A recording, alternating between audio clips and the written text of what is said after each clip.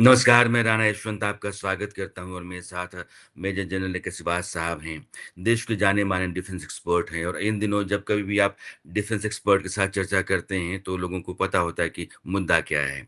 मुद्दा ईरान का युद्ध है और अभी जो सीज़फायर है, अमेरिका और ईरान के बीच में, वो सीज़फायर क्या वाक़ई है? क्या उस सीज़फायर की मियाद 14 दिनों की रहेगी? अगर ये 14 दिनों की रहेगी तो 14 दिनों के भीतर क्या होगा? अमेरिका जैसा कह रहा है कि हमने तो ईरान को तोड़ दिया, फोड़ दिया, बर्बाद कर दिया, कचूमर निकाल दिया, अब किसी लायक बचा नहीं है। मेरी मान करके ही उसको आगे बढ़ना है। ईरान ने कोई ऐसी बात कही नहीं है और कहता है कि भैया अगर तुमको आगे सीज़फायर बना के रखना है और स्थितियाँ पहले जैसी रखनी है, तो अब तुमको मेरे 10 पॉइंट्स मानने पड़ेंगे। अमेरिका कहता है ये बेकार की बात है, उसके 10 पॉइंट्स हम मानेंगे नहीं और 15 पॉइंट्स जो अमेरिका के हैं, उसको पहले से पर्ची बना करके ईरान ने फेंक रखा है हॉर्मुज़ में कि भैया ये तुम्हारा चलेगा नहीं। हॉर्मुज़ के ऊपर अभी भी ईरान का नियंत्रण है और जहाज़ों का आना-जाना ऐसा नहीं है कि वो पुरानी तरह से शुरू हो गया, नहीं। तो अब सवाल ये है कि इन 14 दिनों के भीतर क्या होगा? अमेरिकी डेलीगेशन जो पाकिस्तान पहुँच रहा है, ईरान भी आ जाएगा। यह बातचीत किधर चलेगी? क्या बातचीत वाक़ई एक परमानेंट सॉल्यूशन की तरफ जाएगी या फिर युद्ध शुरू होगा? क्या वाक़ई अमेरिका की नाक फँस गई है और अमेरिका बुरी तरीके से अपनी पूरी इज़्ज़त वहाँ डुबोने की स्थिति में आ गया है? क्या हो सकता है? ईरान क्या चाहता है? और अमेरिका जो चाह करके, जो सोच करके आया, आज क्या स्थिति वैसी है? ज़ाहिर है नहीं है, लेकिन आपको जानना समझना बहुत ज़रूरी है, इसलिए अ, जनरल सिवाच साहब का पहले तो बहुत-बहुत स्वागत है। थैंक मैं यू राणा। जानना चाहता हूँ सर, वो हर आदमी जानना चाहता है कि क्या ईरान सचमुच सीज़फायर चाहता है? और चाहता है तो किन शर्तों पर चाहता है? हाँ, बिल्कुल। देखो, ये राणा साहब एक बात तो सच्चाई है कि कहीं न कहीं अमेरिका और इज़राइल ने ईरान की जो स्ट्रेंथ थी उसको अंडर एस्टिमेट किया। उनको लगता था कि ईरान ज़्यादा देर नहीं, और स्पेशली जब अयातोल्लाह अल खamenei उनके हुँ, सुप्रीम लीडर मारे गए और 40 से 50 उसके top military commander, political commander, तो अमेरिका को लग रहा था कि ईरान अब घुटनों पे आ जाएगा और ज़्यादा लड़ नहीं पाएगा। हुँ, मगर हुआ क्या कि ईरान ने पहले ही इस लड़ाई की तैयारी कर रखी थी, और पिछली बार जो लड़ाई हुई थी 12 दिन की जून 2025 में, उससे उन्होंने कई लेसन सीखे थे। तो उन्होंने एक तो जो मुजैक डॉक्ट्रिन डिफेंस बनाई, उसमें क्या किया उन्होंने कि अपने जो सक्सेशन सिस्टम है वो 7 स्टेजेज में बना दिया। अगर एक लीडर मारा जाता तो उसको दूसरा टेक ओवर करेगा। तो ऐसे में कभी लीडर का गैप नहीं आया। दूसरा उन्होंने क्या किया, पूरे देश को 31 प्रोविंस में बाँट दिया और हर एक प्रोविंस को आईआरजीसी को पावर दे दी डिसेंट्रलाइज़ करके। इसका मतलब ये है कि वो बिना हुक्म के भी जो सिचुएशन को देख के कार्रवाई कर सकते हैं। तो ये जो है इस बार जो लड़ाई हुई, उसने ये दिखा दिया कि भई ईरान के पास बहुत ज़्यादा जमावड़ा है मिसाइल, रॉकेट और ड्रोन्स का। और जो पलटवार ईरान ने किया, मुझे लगता है काफ़ी चोट लगी अमेरिका को भी और इज़राइल को भी। जिस प्रकार से उसने, एक प्रकार आप देखें पहले इज़राइल पे, वह मल्टी टियर डिफेंस सिस्टम था, जिसके अंदर अ, आयरन डोम भी है, आयरन बीम भी है, डेविड स्लिंग भी है, एरो सिस्टम भी है। हुँ, मगर उसके बावजूद भी 15 से 20% मिसाइलें, रॉकेट गिरी और काफ़ी नुकसान इज़राइल हुआ। हुँ, पर ज़्यादा नुकसान जो हुआ है मिडल ईस्ट में, जो देश यहाँ पर बेसी थी अमेरिका की, उन हुँ, पे उसने पलटवार किया। जब भी ईरान के ऊपर हमला हुआ, उसने वहाँ पलटवार किया। हुँ, और हुँ, उसने सबसे ज़्यादा जो है सऊदी, यूएई और उनके टूरिज्म हुँ, हुँ। और उसकी जो एक प्रकार से आप दौड़िए कॉल कर लीजिए। एनर्जी सेक्टर को बर्बाद कर दिया। हुँ, तो सच्चाई है कि ये लड़ाई है, जो अमेरिका के हिसाब से तो इसमें कुछ भी उन्होंने प्राप्त नहीं किया, क्योंकि अमेरिका ने जो अपनी एम बनाए थे, पॉलिटिकल और मिलिट्री एम, हुँ, वो हुँ, बदलता रहा कि रजीम चेंज होगी, इनके न्यूक्लियर फैसिलिटी को बर्बाद होगा, ये नहीं बना पाएंगे, मिसाइल्स को कर्टेल करेंगे, जो प्रॉक्सीज हैं उनको ये मदद नहीं करेंगे। मगर जैसे जैसे लड़ाई बढ़ी, एक प्रकार गोल पोस्ट चेंज करते रहे डोनाल्ड ट्रंप। और सच्चाई ये है कि इस जब सीज फायर हुआ है, उस टाइम तक कोई भी ऐसी शर्त जो रखी गई थी वो पूरी हुई। इसका मतलब ये है, ये जो लड़ाई हुई थी 40 दिन से के करीब, इसमें पलड़ा भारी ईरान का था, क्योंकि ईरान ने जिस प्रकार से पलटवार किया अमेरिका पे भी के जो एसेट्स हैं मिडिल ईस्ट में और इजराइल पे, वो हम्म। मुझे लगता है कि अमेरिका ने कभी सोचा नहीं था। सर, दो बातें। जैसे अभी जनरल सिवाज कह रहे हैं, मैं अपने दर्शकों से बात कर रहा हूँ। मोज़ेक डॉक्ट्रिन, यानी कि डिसेंट्रलाइजेशन ऑफ पावर, और हमारे बाद कौन, उनके बाद कौन, यानी कि ऊपर से लेकर नीचे तक, अगर मैं खत्म हुआ तो मेरे बाद कौन, वो खत्म हुआ तो उसके बाद कौन। तो यानी कि जो लीडरशिप है, कमांड है, उसका कभी संकट नहीं आएगा। ये मोज़ेक डॉक्ट्रिन ईरान ने अपने यहाँ लागू कर रखा था। और decentralisation of power and responsibilities, यानी कि आखिरी कोना भी देश का है तो वहां भी पता है कि हमको लड़ाई कैसे लड़नी है और लड़ाई के दौरान जिम्मेदारी किसकी होगी और क्या होगी। ईरान ने इसके साथ-साथ मिसाइलों का बहुत बड़ा ज़ख़ीरा जमा कर रखा था, अपने यहाँ ड्रोन बनाए और बड़े स्केल पर बनाए। इसका मतलब ये था कि ईरान को पता था कि किसी दिन अमेरिका और इज़राइल दोनों के साथ हमको लड़ाई लड़नी पड़ेगी और हमको उसके लिए तैयार रहना पड़ेगा। तो दशकों से उसकी तैयारी है, 20 साल से तैयारी है, और इसका अंदाज़ा अमेरिका-इज़राइल को नहीं लगा। यह ब अपने आप में बहुत बड़ी कामयाबी है कि ईरान ने अपनी तैयारी का अंदाज़ा नहीं लगने दिया। दूसरी बात ये है कि परमाणु बम वो बनाएगा, मिसाइल डेवलपमेंट करेगा, हॉर्मुज़ के ऊपर कंट्रोल रहेगा। सर, अब ये जो उसकी डिमांड है, बातचीत चलेगी 14 दिनों के लिए, मैं भी समझ रहा हूँ। लेकिन यह बातचीत सीज़फायर से आगे परमानेंट सॉल्यूशन की तरफ जाती हुई आपको दिखती है, या ईरान का जो तेवर है? अभी उसके आर्मी स्पोक्स पर्सन के हवाले से मैंने सुन रहा था कि हम लंबी लड़ाई लड़ने को तैयार हैं, बातचीत करने का मूड है तो आप हमको समझ लो, हमारी शर्तों पर आ जाओ, नहीं तो फिर ठीक है, लड़ाई लंबी लड़ लो। आपको लगता है सर ये 14 दिनों में बात बनेगी, या फिर अमेरिका किसी बड़ी मुसीबत या मुश्किल में फँस गया है? हाँ, बिल्कुल। देखो, पहले तो हम ये देखते हैं कि क्या इस लड़ाई के अंदर से अमेरिका निकलना चाहता था। देखो, अमेरिका को बाद में लगने लगा डोनाल्ड ट्रंप को कि वो दलदल में फँस गए, और क्योंकि ये लड़ाई अमेरिका की तो थी नहीं, ये तो इज़राइल की लड़ाई, इज़राइल ने जो नेतन्याहू ने पुश किया ट्रंप को, तो वो झांसे में आए और लड़ाई की, और लड़ाई में पलड़ा भारी ईरान का, और ईरान धीरे-धीरे बढ़ावा करता जा रहा था। ऐसे में अमेरिका इससे निकलना चाहता था। इजराइल इस लड़ाई को लंबा ले जाना चाहता है। वो समझता है कि भाई जितना कमजोर कर पाओ ईरान को उतना करो। तीसरा जो प्लेयर्स हैं मिडिल ईस्ट की जो कंट्री, सऊदी और यूएई स्पेशली, वो हुँ, भी नहीं चाहते थे ये लड़ाई रुके। वो चाहते थे कि ईरान जो है उसकी और कमजोर किया जाए, क्योंकि अगर ईरान कमजोर नहीं होता तो मिडिल ईस्ट में जो सुन्नी वर्ल्ड है उनके लिए एक प्रकार से खतरा होगा। तो इसको मद्देनजर रखते हुए कि कहीं ना कहीं डोनाल्ड ट्रंप ने जो 15 पॉइंट की पहले पीस प्लान रखी, वो बिल्कुल ईरान ने नहीं मांगी, तो और ईरान ने पलट 10 पॉइंट की जो पीस प्रपोजल ली, वो डोनाल्ड ट्रंप ने कहीं ना कहीं ऐसे कहा कि हाँ ये वर्केबल है। इसका मतलब हुँ, आप जो ईरान की प्रपोजल है उस पर काम करेंगे।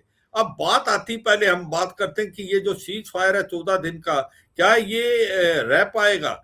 हुँ, मुझे लगता नहीं कि इसके चांसेस हैं, इसके 50-50% से ज्यादा चांस हैं। उसकी दो वजह है। हुँ, एक तो कहीं ना कहीं जो हिजबुल्ला है उसके ऊपर हमले कर रहा है इजराइल लेबनान हुँ, के अंदर, और हुँ, वहां पर बहुत ज्यादा कैजुअल्टी और कुछ सिविलियन भी हुए हैं। क्योंकि इजराइल का मेन मुद्दा ये है कि जो हिजबुल्ला है वो सदर लेबनान में है, वो हमले करता नॉर्थ इजराइल में, और उसकी कैपेबिलिटी कमजोर नहीं हुई, और वो चाहते हैं कि इसको धकेला जाए लिटानी नदी तक, जो कि 3 किलोमीटर का बफर जोन। और हुँ, वो अब ये कह रहा है इजराइल, और जिसको ईरान भी, जिसको अमेरिका भी कह रहा है कि जो हमने सीज फायर किया इसके अंदर लेबनान शामिल नहीं है। तो ये जो एक प्रॉब्लम है, जबकि ईरान कहता है कि जब सीज फायर का प्रपोजल पैकेज बना है उसके अंदर पूरे देश है, हिजबुल्ला भी शामिल है, हुँ, और पाकिस्तान भी कुछ खास इसके ऊपर डबल बात कर रहा है, कभी इस तरफ या कभी उस तरफ। तो कहने का मतलब है, हिजबुल्ला जो कि ईरान के साथ खड़ा हुआ था, जब ईरान के ऊपर हमला हुआ तो हिजबुल्ला सबसे पहले आया था लड़ाई में, और तो ऐसे में ईरान हिजबुल्ला को नहीं छोड़ेगा। एक उसकी प्रॉक्सी है और एक प्रकार से शिया मिलिटेंट ग्रुप है। तो ये एक इनका स्टिकिंग पॉइंट हो सकता है। दूसरा स्टिकिंग पॉइंट जो हो सकता है हुँ, वो है स्टेट ऑफ हार्मुज को लेके।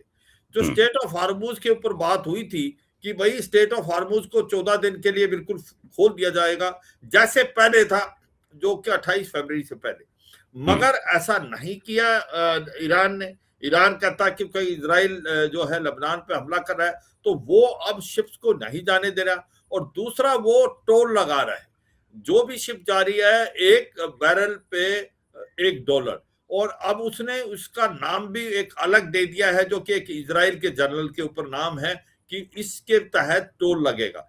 इसका मतलब एक जो इंटरनेशनल वाटर है, हम्म। अगर ऐसे लगेगा, आप यूनिक्लॉस है जो United Nation convention for law for sea 1982 का, जिसका ईरान भी सिग्नेटरी है। हाँ, ये ठीक है कि उसने रेटिफाई नहीं किया।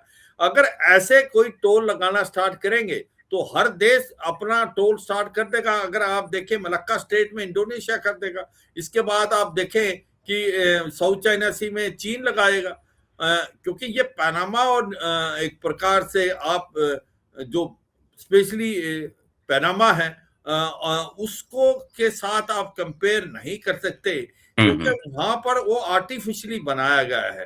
और हम्म। इसी प्रकार से स्वेज कैनाल वो भी आर्टिफिशियली बनाए, उसको मेंटेनेंस के लिए पैसा चाहिए होता है। तो यहाँ ये एक ओपन सी था, इंटरनेशनल वाटर था, और यहाँ पर ये बिल्कुल ओपन था, मगर अब ईरान इसको बंद करे। तो ये जो दो मेन स्टिकिंग पॉइंट हैं, इसका खतरा है कि हो सकता है कि ये सीज फायर 14 दिन तक ना चले और दोबारा लड़ाई स्टार्ट हो जाए, क्योंकि ये दोनों पॉइंट जो हैं ये स्टिकिंग है। और इसके बारे में कहना कि क्या ये सीज फायर होल्ड करेगा या नहीं करेगा, इसके बारे में कोई भी पक्के तौर पे नहीं कह सकता। ऐसा लगता है 50-50% चांसेस हैं। चांसेस है। मैं दो बातें सर आपसे कहना चाहता हूँ। हमारे यहाँ जो कुश्ती होती है ना सर, जो पहलवान कभी एक पहलवान के पैर पे पैर चढ़ा लेता है, तो वो फिर पैर पे पैर चढ़ाता जाता है और सामने वाला गुलाटी मारता जाता है। उसके हाथ में सबसे कमजोर दांव आता है। वो लगता है वो भले कमजोर होता है, लेकिन उसके बाद वो बहुत बड़े मजबूत पहलवान को गुलाटी मारने पर मजबूर कर देता है।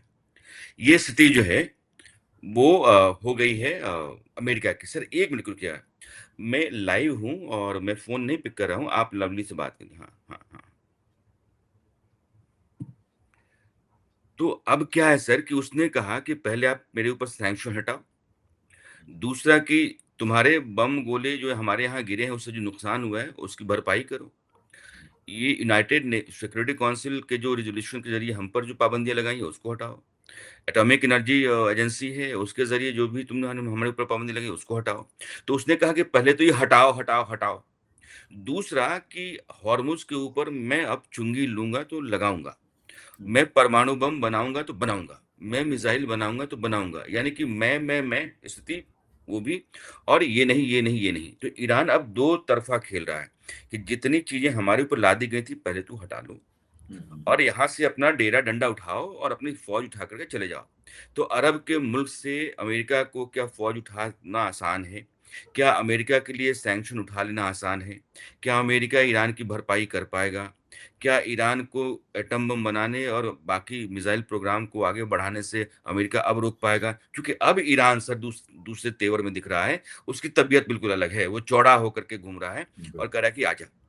ये स्थिति सर है कि अमेरिका अब डरा सहमा और किसी तरीके से बातचीत के जरिए कोई रास्ता निकाल करके अपनी नाक बचाना चाहता है, ऐसा दुनिया देख रही है। बिल्कुल, बिल्कुल ऐसे ही है राणा साहब। ये जो आपने बताई ये 10 पॉइंट प्रपोज़ल जो दिया है ईरान ने, और जिसको कहीं न कहीं डोनाल्ड ट्रंप भी कह रहे हैं हाँ, वर्केबल बातचीत है, उसमें यही सब पॉइंट कि आप देखें वो ये कह रहे हैं कि पहले सैंक्शन निकालें पूरे के पूरे जो लगे हुए हैं। दूसरी बात ये है ईरान जो है सिविल न्यूक्लियर फैसिलिटी को डेवलप करेगा, उस पे कोई रुकावट नहीं होनी चाहिए। और तीसरा है कि स्टेट ऑफ हार्मुज़ जो है उस वो अभी उस पे टोल लगा पाएगा, क्योंकि जो नुकसान हुआ है ईरान का वो उसकी भरपाई कर पूरी होनी है। और दूसरा बड़ा मेन इम्पोर्टेंट पॉइंट उसने ये भी बोला है कि भाई जो अमेरिका की बेसिस हैं मिडल ईस्ट में ये भी हटेंगी। तो कई ऐसे पॉइंट हैं, मुझे लगता नहीं कि इस पे अमेरिका मानेगा, बातचीत होगी। आज पलड़ा भारी ईरान का है। अगर आप 28 फरवरी से पहले जो बातचीत हो रहे थे, तो हम्म। ईरान रिसीविंग एंड पे था। ईरान एक जो कमजोर कड़ी था, मगर आज लड़ाई के बाद अब ईरान के हौसले बुलंद हैं और हुँ, उसको स्टेट ऑफ हॉर्मुज एक ऐसी लीवरेज मिल गई है जिससे वो अब सोचता है कि लड़ाई के मैदान में तो उसने जीत हासिल की है, अपनी तरफ से सोचता है ईरान। उसके साथ-साथ इसके पास जो लीवरेज है वो है स्टेट ऑफ हॉर्मुज। हुँ, दूसरा, उसने दुखती हुई नब्ज को पकड़ लिया अमेरिका की, और दुखती नब्ज है ये जितनी भी मिडल ईस्ट कंट्रीज हैं, हुँ, वो हुँ, उनके ऊपर हमला कर सकता है। उनके ऊपर जो पेट्रोल मिसाइल और थर्ड मिसाइल सिस्टम है वो इतना पुख्ता नहीं नजर आया। तो आप देखें, एनर्जी सेक्टर इसने बर्बाद कर दिया किसी हद तक मिडल ईस्ट का। उसके बाद टूरिज्म बिल्कुल ठप हो गया है। और अब अगर वो और हमले करता तो इसका डिसैलिनेशन प्लांट को भी खत्म कर देता, जहां पानी, क्योंकि हुँ, हुँ, 70% पानी ये समुद्र से पीते हैं, पावर प्लांट को करता। तो एक मतलब ये है, आप ईरान पे हमला करेंगे, ईरान इनके ऊपर हमला करेगा। तो अब सच्चाई ये है कि अब बहुत ही नाजुक स्थिति पैदा होगी अमेरिका के लिए। आपने जो बताया कि कहीं ना कहीं डोनाल्ड ट्रंप इससे निकल के जाना चाहते हैं, मगर वो ये भी दिखाना चाहते हैं कि हमने बहुत कुछ हासिल किया, जबकि ग्राउंड हुँ, पे ऐसा नजर नहीं आ रहा। ग्राउंड पे ऐसा लगता है कि अमेरिका ने कुछ भी हासिल नहीं किया, सब कुछ खोया है। और सबसे ज्यादा स्टेट ऑफ हॉर्मुज, जो कि एक ओपन था और एक फ्री वाटरवे था, नेविगेशन और शिप जा सकती थी, आज वहां पर ईरान टोल लगाएगा। तो इससे विडंबना की बात कैसे हो सकती है? तो मुझे लगता है एक ऐसी स्थिति पैदा होगी है। इज़राइल की अगर आप स्थिति देखें, इज़राइल को कोई खास फर्क नहीं पड़ा, क्योंकि हुँ, हुँ, हुँ, इज़राइल को तो मालूम था कि अगर उसकी कोई कैजुअलिटी भी होती है, कुछ होती है, वो प्रिपेयर्ड है। तो ईरान तो अभी भी सोचता है कि मैं लड़ाई बंद नहीं करूंगा, क्योंकि मुझे लगता है कि इज़राइल सोचता है कि मैं अभी भी लड़ाई बंद नहीं करूंगा। वो सोचता है ईरान को और कमजोर किया जाए, और वो अकेला भी लड़ सकता है। वो उसका ये एक प्रकार मुद्दा है। हुँ, तो हुँ, सच्चाई ये है कि अमेरिका इससे निकलना चाहता है। अमेरिका समझ रहा है दलदल में फंस गया, और अमेरिका अकेला है। नेटो कंट्री कोई साथ नहीं आई। उन्होंने ये कहा कि ये लड़ाई नेटो की नहीं है, और ये लड़ाई अमेरिका की भी नहीं थी, ये लड़ाई इजराइल की थी। वो ये कह रहे हैं कि आर्टिकल 5 का जिसको दुहार दे रहा है डोनाल्ड ट्रंप, वो ये बोलता है कि attack on one country is attack on all country of NATO. मगर हुँ, ये हमला हुआ नहीं, ये तो हमला किया है अमेरिका और इजराइल ने। तो आर्टिकल 5 नहीं आता। तो कहने का मतलब ये है इन शॉर्ट, और इसको समराइज किया है कि आज अमेरिका फंस गया है। अमेरिका अपने ही जाल को जो बिछाया था इसने, खुद फंस गया है, दलदल में है, वो निकलना चाहता है। मगर वो अपनी पब्लिक को भी ये दिखाना चाहता है कि हमने कुछ पाया, क्योंकि उसकी जो अप्रूवल रेटिंग है वो गिरती जा रही है। मिड टर्म इलेक्शन है नवंबर में। तो ऐसे में अमेरिका निकलना चाहता है, और कितनी शर्तें वो मान पाएगा ईरान की, वो तो समय बताएगा।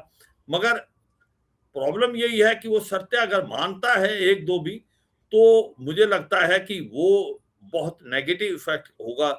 और वो दिखेगा कि अमेरिका जो निगोशिएटिंग टेबल पे भी हार गया और बैटल ग्राउंड में भी हार गया, राणा साहब। सर 2 बातें। एक तो आपने कह दिया कि हॉर्मुज़ हॉर्मुज़ में कह रहे हैं कि सर वही दाव है कि एक पहलवान की दोनों टंगड़ियाँ पकड़ करके एक-दूसरे के ऊपर चढ़ा करके वो गुलाटी मरवाने लगता है। हॉर्मुज़ को ईरान ने इसी तरीके से अमेरिका के लिए इस्तेमाल और दुनिया के लिए इस्तेमाल किया है। सर, जैसे आपने कहा कि उसने जितने भी गल्फ़ कंट्रीज़ हैं जो अमेरिका के साथ खड़े हैं, उनके ऊपर बमबारी करके उनको बता दिया कि हम जब चाहेंगे तुमको तुम्हारी औकात में ला देंगे। और बिल्कुल। यूएई पर तो उसने पता नहीं कितने बम गोले दागे हैं। तो यूएई, सऊदी अरब, कतर, कुवैत, बहरीन जितने भी देश हैं, अब इनको ये समझ में आ गया है कि अमेरिका साथ है इसका मतलब ये नहीं कि आप सुरक्षित हैं। अमेरिका का दोस्त होने का मतलब तो है ही नहीं ये कि आपकी गारंटी है कि आपको कोई बचा लेगा। ये सर जो अमेरिका वाला एक फैक्टर था, वो ईरान ने डिसॉल्व कर दिया है। हम्म, दूसरा भी सर आपने कहा कि आर्टिकल 5 नेटो का ये नहीं कहता है कि आप किसी के यहाँ हमला करने जाएँगे, तो हम भी आपके साथ आएँगे, नहीं। बिल्कुल। आपके ऊपर हमला होगा तो हम सब आपके साथ खड़े होंगे और हम अपने ऊपर हमला मानेंगे।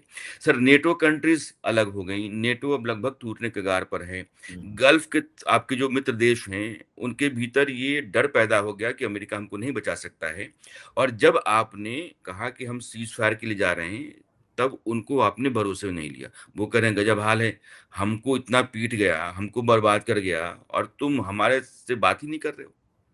तो एक सर जो जो अ, ट्रस्ट डेफ़िसिट है, वो वहाँ डेवलप हुआ और एक बड़ी दरार नेटो के भीतर पैदा हुई। तो डोनाल्ड ट्रंप ने अमेरिका को बहुत हद तक बर्बाद किया सर। ये सिर्फ लड़ाई का मामला नहीं है, ये कई तरह के अलायंस और ट्रस्ट का भी मामला है। बिल्कुल। देखो, ये आपने बिल्कुल ठीक बोला राणा साहब। कहीं न कहीं डोनाल्ड ट्रंप ने एडवाइज़रों की बात नहीं मानी।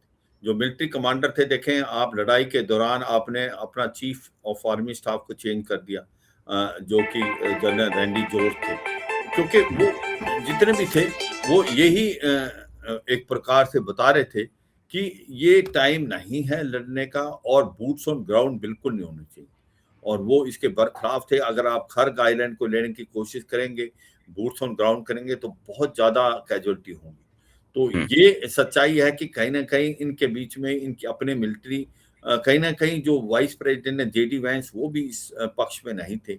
बल्कि जो मार्को रूबियो हैं, सेक्रेटरी ऑफ स्टेट और डिफेंस सेक्रेटरी, वो टो कर रहे थे लाइन, जो डोनाल्ड ट्रंप की।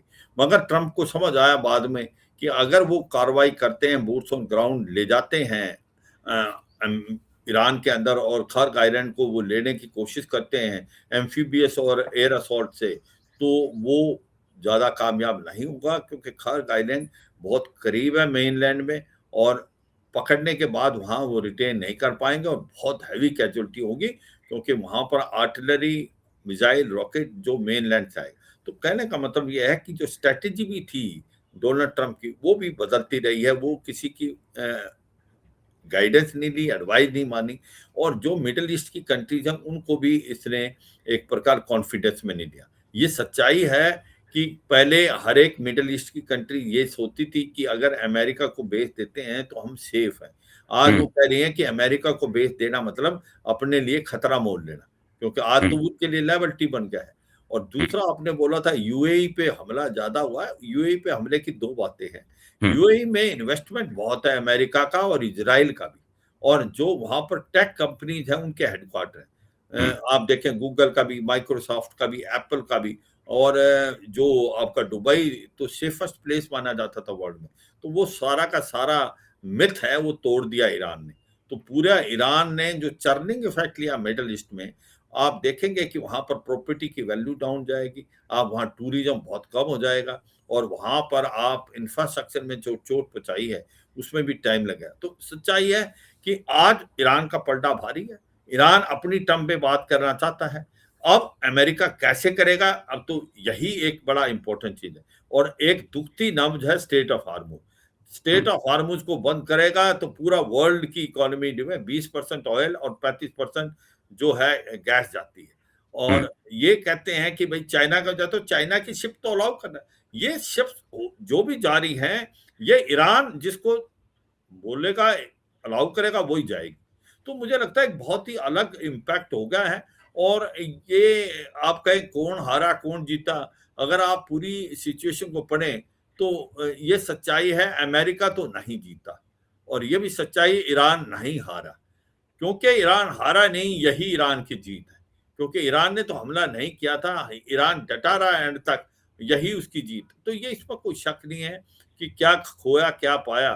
मुझे लगता है अमेरिका ने कुछ नहीं पाया और ईरान ने काफी कुछ पाया। एक तो मिडिल ईस्ट के अंदर इन देशों को अब बता दिया कि अगर आप अमेरिका को अपनी बेसी देंगे और आप सोचेंगे सेफ है, वो नहीं है। और दूसरा, उसने बोला कि स्टेट ऑफ हार्मुज जो है वो ईरान टोल लगाएगा, और आने वाले टाइम में उसका नाम भी बदल दिया। तो ये दो बातें जो की हैं। तीसरा, मुझे नहीं लगता कि वो अपने न्यूक्लियर जो एक प्लान को चेंज करेगा। बार हुँ, बार वो ये कह रहा है कि वो सिविल न्यूक्लियर की तरफ है, 2% से कम जो उसने इनरिच किया है। मुझे लगता है वो सच नहीं है। हुँ, ईरान ने 60% इनरिच कर रखा है, और उससे 440 केजी का जो पिछली बार इनरिच किया था, जब इफ्सान खोर्दो नतांज में हमला हुआ था, उससे पहले इसको खबर पड़ गई थी, इसने उसको मूव कर दिया है, और हुँ, कहीं सेफ प्लेस पे है, एक नहीं काफी जगह हो सकता है। तो ये सोचना कि ईरान न्यूक्लियर हथियार बनाने की कोशिश नहीं कर रहा, ये शायद गलत होगा। वो न्यूक्लियर हथियार बनाने की कोशिश करेगा, और आगे भी करेगा, क्योंकि उसको लगता है कि न्यूक्लियर हथियार अगर उसके पास होता है तो वो नॉर्थ कोरिया जैसे होगा, जैसे नॉर्थ कोरिया पे कोई हमला नहीं कर सकता क्योंकि उसके पास न्यूक्लियर वेपन है। तो ये तो करने की कोशिश करेगा, मगर ये ब्लफ करेगा। अगर उसके पास 60% इनरिच यूरेनियम था, तो उसको वेपन ग्रेड 90% बनने में 3 से 4 वीक लगते और जो कर सकता था। तो मुझे लगता है हर चीज में कहीं ना कहीं पलड़ा भारी ईरान का लग रहा है, क्योंकि इस लड़ाई के अंदर वो एक प्रकार अपर हैंड के साथ लड़ाई बंद हुई उसका, तो वो अपनी टर्म डिक्टेट करने की कोशिश करेगा। अब वो समय बताएगा कि जो इस्लामाबाद में सैटरडे को बातचीत होगी, जिसके अंदर अमेरिका से वाइस प्रेसिडेंट जीडी वेंस भी आ रहे हैं, और जो उनके विटकॉफ हैं, जो निगोशिएटर हैं वो भी हैं, और जेरेड कुशनर जो कि डोनाल्ड ट्रंप के सन इन लॉ हैं, वो रिप्रेजेंट करेंगे, और ईरान की तरफ से अब्बास आरागाची और उनका जो स्पीकर है वो लगता है रिप्रेजेंट करेंगे। बातचीत किस मोड पे जाएगी, कैसे जाएगी, ये समय बताएगा। क्या ये सीज फायर होल्ड ऑन करेगा 2 वीक्स के लिए, ये भी कहना बड़ा मुश्किल है, क्योंकि हर रोज ऐसा लग रहा है कि इजराइल तो मानेगा नहीं, इजराइल तो हिजबुल्लाह पे हमले करता रहेगा, और ईरान जो है इस जो स्टेट ऑफ हॉर्मुज है उससे टोल लेना बंद नहीं करें। तो फिर काफी हद तक ऐसा लगता है कि कहीं ऐसा तो नहीं है कि ये जो सीज फायर हुआ है यही ना टिके, राणा साहब। सर, आपने कहा कि मैं सवाल पूछना चाहता था। आपने कहा कई मिथ ईरान ने इस युद्ध में तोड़े हैं, लेकिन अभी चूंकि आपने सीज फायर में अमेरिका से कौन कौन आ रहा है उसका जिक्र किया, मैं से जानना चाहता हूं आपसे कि क्या इस सीज फायर में ईरान की कोई हिस्सेदारी रही, या फिर ये पूरा का पूरा डोनाल्ड ट्रंप का ही स्क्रिप्टेड मामला था कि भैया किसी तरीके से वो रात के 8 बजे सीज फायर की मियाद खत्म हो जाएगी, उसके बाद हमको लड़ाई लड़नी पड़ेगी, लड़ाई हमारे लिए महंगी हो जाएगी, हमको बहुत सारी कैजुअलिटीज हो जाएंगी और ये आसान हमारे लिए नहीं होगा, सब फंस के रह जाएगा। तो क्या उनका खुद का ही स्क्रिप्टेड मामला है, या ईरान ने भी कहा कि हाँ चलो हम चाहते हैं कि सीज फायर हो जाए? देखो, सच्चाई ये है कि अमेरिका को ये पता था कि उन्होंने इसको बोल तो दिया कि 8 बजे ट्यूसडे तक अगर कोई स्टेट ऑफ हार्मुज को नहीं खोलता है ईरान, तो फिर हम इसके पावर प्लांट्स को और इसके ब्रिजेस को डिस्ट्रॉय कर देंगे। हम्म। और ईरान ने साफ सुथरे शब्दों में कहा कि अगर आप ऐसा करेंगे तो हम काउंटर अटैक करेंगे, और हम मिडिल ईस्ट के अंदर सभी एनर्जी सेक्टर को बर्बाद और उनके डीसैलिनेशन प्लांट्स और पावर प्लांट्स को कर देंगे। तो इसमें तो कोई शक नहीं है, ये कर देता है ईरान। अगर कर हम्म। देता तो इन ये मिडिल ईस्ट कंट्री की तो हालात बहुत खराब हो जाती। तो हम्म। मुझे लगता है कि अमेरिका नहीं चाहता था ये, और अमेरिका एक फेस सेविंग की तरफ जा रहा है, और कहीं ना कहीं उसने पाकिस्तान को भी पुश किया, और वो कहीं ना कहीं बातचीत की, और ईरान भी इस चीज के लिए मान गया, क्योंकि ईरान को भी तो नुकसान होना ही था। हम्म। हम्म। तो ये सोचना कि ईरान के ऊपर अगर ब्रिजेस जाते और उसके पावर प्लांट जाते, स्पेशली बुशार जो न्यूक्लियर पावर प्लांट है जहां पर रेडिएशन लीक होने के भी चांसेस थे, तो मुझे लगता है कि ईरान भी इस चीज को माना। उसको पता था मैं तो मार दूंगा मिडिल ईस्ट की कंट्री पर, मेरा बहुत नुकसान होगा। हम्म। तो मुझे लगता है एक फेस सेविंग, अमेरिका यही चाहता था कोई बातचीत हो, और ये जैसे अल्टीमेटम दे रहा था, ऐसा लगता है ये रिटर्न स्क्रिप्टेड थी, ये पता था ऐसा करेंगे। और हम्म। इसके अंदर कुछ एक देश हैं जिसमें तुर्की, इजिप्ट और पाकिस्तान, उन्होंने भी मीडिएशन का रोल प्ले किया है। पाकिस्तान को तो मैं कहूंगा कि ज्यादातर मैसेंजर ही है, एक से दूसरी तरफ मैसेज पास करता है, और दूसरा उसने अपनी लोकेशन दी है। मगर ये सच्चाई है कि इसके होने से दोनों को फायदा है, ईरान को भी नुकसान होता, और मिडिल ईस्ट की जो कंट्री उनको भी भारी नुकसान होता। राना साहब। सर, अभी आपने कहा था कि दरअसल इस मिथ को ईरान ने तोड़ा कि यूएई, अबू धाबी, शारजा, खासकर दुबई, ये बहुत सेफ जगह हैं और दुनिया का सारा कारोबार यहाँ हो सकता है, तो ये जन्नत के तौर पर खड़ा हो गए थे। ना ये सेफ हैं और ना ये निशाने से बाहर हैं। एक ये तो तोड़ दिया कि अमेरिका है, उसके बाद भी कुछ नहीं हो सकता है। दूसरा सर ये है कि अमेरिका सुपर पावर है, इस मिथ को भी ईरान ने तोड़ा। तीसरा ये कि 1945 से लेकर के 2026 तक इज़राइल हमेशा हावी रहा गल्फ के वॉर में, और उसका नुकसान नहीं होता था। इस बार यह साबित हो गया कि इज़राइल के हर शहर कोने-कोने में बम मिसाइल गिराई जा सकती है, तबाही मचाई जा सकती है। ये तीनों मिथ ईरान ने इस बार तोड़े हैं। सर, इस वॉर का अभी तक जो चला है, उसका टेक अवे क्या देखते हैं आप? हाँ, मुझे तो टेक अवे ये लगता है कि जो आपने 3 मिथ हैं उसमें तो कोई डाउट नहीं। इसको अभी सर भी ऐसा। एक बात बीच में रोकना चाहता हूँ। ये जो ऑफशूट्स हैं, जिनको नॉन स्टेट एक्टर्स कहते हैं, चाहे हिजबुल्लाह है, हमास है, हूती है, ईरान इकलौता दुनिया का ऐसा देश है जो खुले तौर पर अपने ऑफशूट्स के साथ काम कर रहा है, यानी कि उसकी आर्मी देश के बाहर भी है और मजबूत भी है। अभी सर यमन के जरिए वो चाहे तो मेडिटेरेनियन सी का रास्ता रोक देगा, वहां भी वो चुंगी वसूल लेगा, तो वहां भी। अब ये सर और मजबूत होंगे, ये और ताकतवर होंगे, तो दुनिया के लिए, इज़राइल के लिए खतरा और बढ़ेगा। तो जिस डर से इज़राइल ने ईरान के ऊपर हमला किया था, मुझे लगता है सर वो डर खत्म हो गया अब ईरान के भीतर का।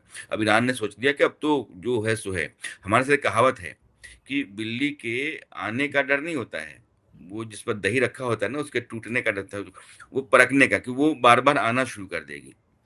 तो जहाँ हाँ, दही एक रखा होता है, उसके टूटने का डर कम है, बिल्ली के रोज़-रोज़ आने का है। तो अब वो ईरान को लग गया कि यार ये तो हमने आज़मा लिया, देख लिया।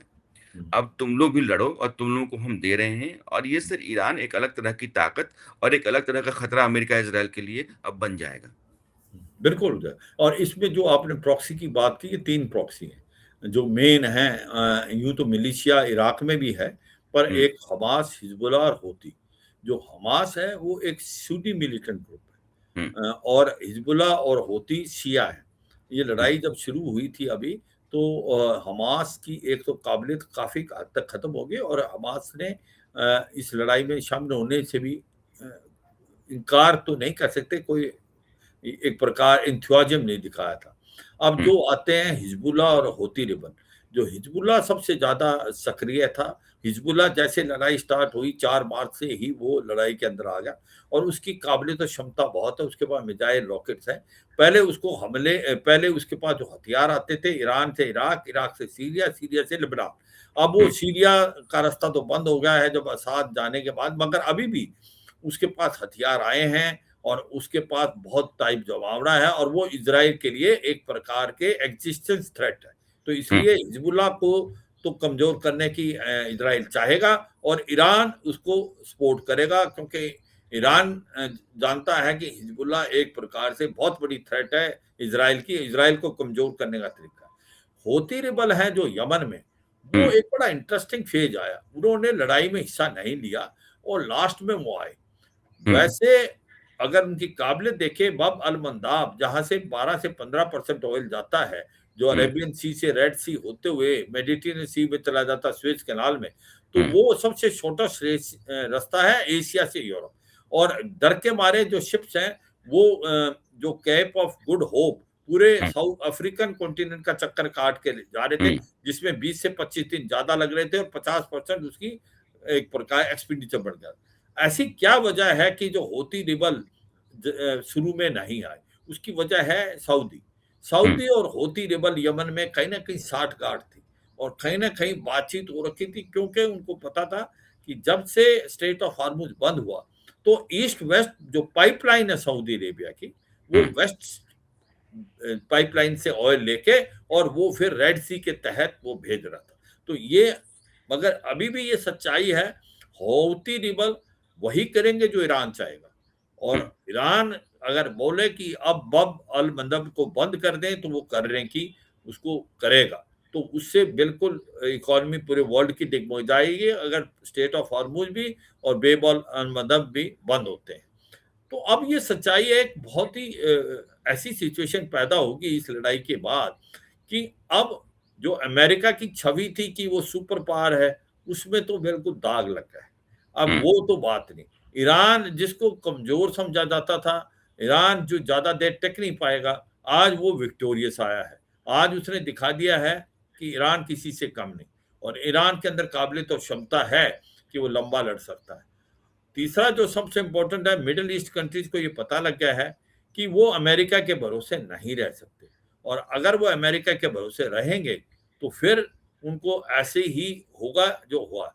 उसका मतलब ये है कि हो सकता आने वाले टाइम में वो अपनी डिफेंस को बढ़ाएं, हो सकता पैसा और खर्च करेंगे डिफेंस के लिए खुद की, हो सकता है इनमें से कुछ देश न्यूक्लियर बनने की भी कोशिश करें। ये हम्म। कोई कुछ नहीं कर सकता, ये ऐसा होगा। और क्योंकि सबको पता है, अगर किसी देश के पास न्यूक्लियर हथियार है, उस पे हमला करना मुश्किल है। तो अभी जर्मनी, जापान ऐसी देश भी हो सकता आने वाले टाइम में क्या होगा, स्पेशली ये मुस्लिम कंट्री जो सऊदी, यूएई हैं, कि इनका सोच विचार बदल रहा है और उनको लगता है कि जब तक इनके पास ट्रम्प कार्ड नहीं है, इनके हम्म, ऊपर ऐसी चोट पड़ेगी, क्योंकि इनको इकोनॉमी जो है इस बार बहुत हार्ड हिट की है। हम्म, पूरा का पूरा जो ये ऑयल से हटके टूरिज्म प्लस ये software plus artificial intelligence, cyber warfare उसकी तरफ जा रहे थे, मैन्युफैक्चरिंग इंडस्ट्री की तरफ जा रहे, वो सब तहस नहस कर दिया ईरान ने।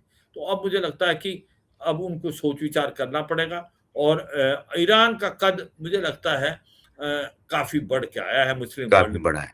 हाँ, और वो जो सुन्नी शिया की लड़ाई है उसमें बढ़ावा आएगा, इसमें कोई शक नहीं। और आने वाले समय में क्या होता है ये समय बताएगा, मगर हमें चीन और रूस का भी रोल नहीं भूलना चाहिए।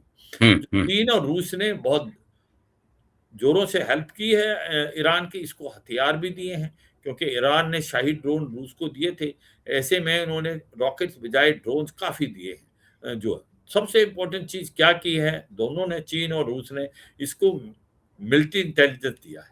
और हम्म, जैसे ही अमेरिका की कुछ मिसाइलें या शिप हैं, उनकी एग्जैक्ट लोकेशन ये सारी की सारी चीन और रूस ने ईरान को दी है। तो ये दो देश इसके साथ खड़े थे और सुनने ऐसा लगता है कि वो खुल के नहीं आए, मगर वो खुल के ही आ रखे थे। उन्होंने इसमें पार्टिसिपेट नहीं किया, मगर ईरान हम्म, को सब वो सहायता दी जो कि लड़ाई के दौरान चाहिए। और आप देखें, जो यूनाइटेड नेशन के अंदर एक रेजोल्यूशन पास किया जा रहा था, वो भी वीटो एक कर दिया। प्रकार वीटो कर दिया दोनों ने, रूस हम्म, और चीन ने। तो ये बहरीन ने उस जो लेके आया था ये रेजोल्यूशन कि जो आपका स्टेट हार्मुज ऑफ खोला जाए। हॉर्मुज खुलना चाहिए, हम्म, मगर उसको वीटो किया रूस और चीन ने। तो ये सच्चाई है स्टेट ऑफ कि रूस और चीन खुल के आए हैं ईरान के साथ, वो आगे भी सपोर्ट करेंगे। और दूसरी बात है, अमेरिका अकेला था, अमेरिका के साथ कोई नहीं आया। और जो यूरोपियन कंट्री थी, नाटो कंट्री थी, उन्होंने साफ सुथरे शब्दों में बताया ये लड़ाई हमारी नहीं है। और ज्यादातर देश इनडायरेक्टली ईरान से बातचीत करके स्टेट ऑफ हार्मुज से अपने शिप्स को निकालने की कोशिश कर रहे हैं। राणा साहब। Thank you sir. सर कह रहे हैं कि दरअसल आप टेक अवे एक लाइन का है कि दुनिया में आप ताकतवर हैं, आप अपनी हिफाज़त कर सकते हैं, आप दुश्मन पर कहर बनकर टूट सकते हैं, तो वो बड़ी से बड़ी फ़ौज भी आपके दरवाजे से वापस ले जाने को मजबूर होगा और आस-पास के जितने भी देश साथ देने वाले हैं, उनके भीतर आपका डर पैदा हो जाएगा। ईरान ने यह बात इस युद्ध के ज़रिए साबित की है। आप खुद ताकतवर रहिए, किसी के भरोसे आप लड़ेंगे या रहेंगे तो आपकी साख और आपकी सुरक्षा दोनों को हमेशा खतरा रहेगा। बहुत शुक्रिया sir. Thank you sir, thanks a lot sir. Thank you Rana साहब, thank you very thanks much. Thanks sir. All the best.